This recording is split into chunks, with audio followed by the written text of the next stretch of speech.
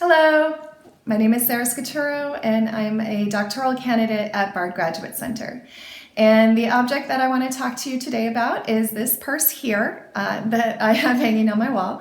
The reason I have a purse hanging on my wall is because this is no ordinary purse. I feel that it merges a functional object with a piece of art.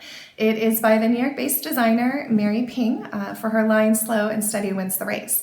And what Mary has done is taken the concept of the it bag in fashion and completely subverted it. In this case, we have the Chanel 2.55 bag that instead of being rendered in luxurious leather is instead made of unbleached cotton muslin. And instead of having a leather-wrapped heavy metal chain, we have cotton twill tape threaded through a super cheesy, lightweight plastic metal chain. So as you can see, she's having fun, poking fun, and subverting fashion all at the same time. Thanks.